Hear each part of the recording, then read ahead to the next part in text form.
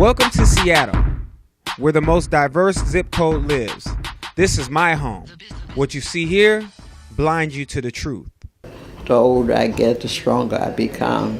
The most I've picked up is 278 pounds off of the floor. I grew up in Chinatown, and it was difficult to get a house out of the Central District because they didn't want to rent to blacks. Banks would lend money to only certain areas and not to others. And like the central area, and I believe even Beacon Hill at that time, were redlined. If you wanted to buy a house there, you really couldn't because it was where blacks live or Asians live. Some covenants that were overt and some that were covert. It's an interesting situation where Frank Aragon and I met. I said to him, why don't you just take the bullhorn since you're so loud? And so he took the bullhorn and would say, what do we want? And everybody else would say, Asians now. It was the first demonstration by Asian Americans in the history of the city of Seattle. If we were to go in on a joint basis, let's say with the Black Student Union, then they would have just said, they would have probably just given the blacks what they wanted, but not us. Well, we have shared interests with other communities of color in terms of racism, in terms of being oppressed. But at the same time, we also have self-interest, and to me, that's paramount. So we took over the administration building to make it a point, because it's time for us to struggle. And if we are successful in our struggle, our kids won't have to struggle. You have to live in peace, to have that kind of undivided attention, to that yearning, that they don't have to yearn anymore.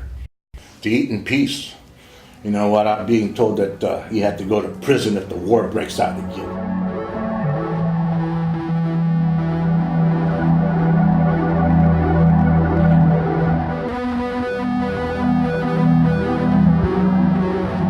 I thought, how could you tell anybody about internment?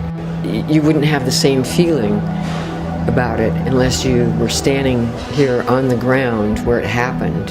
So I put a window in the floor so that you could have a window into the past. And it was full of trunks from people that were going to be interned.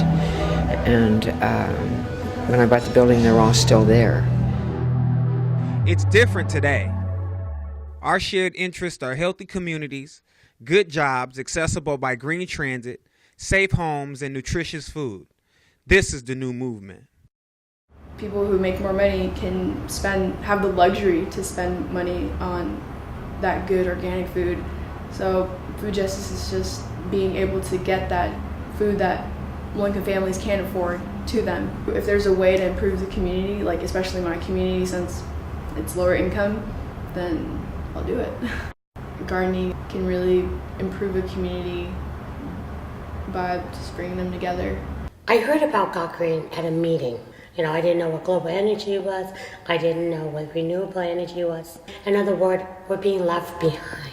Movements being built without our community. I wanted to make sure that my kids were going to be able to be on the front end of a movement. And I fell in love with Got Green, and I stuck around. And that's one thing that people have to understand sometimes about a movement. A lot of it was based on friendship and love for one another than based on ideology. It's just that we believed in one another.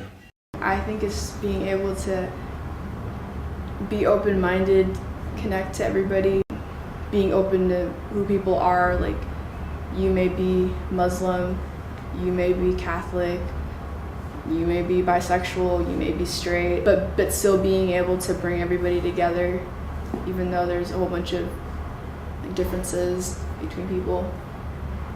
I think that's a leader. People are understanding the diversity, the positiveness of the diversity.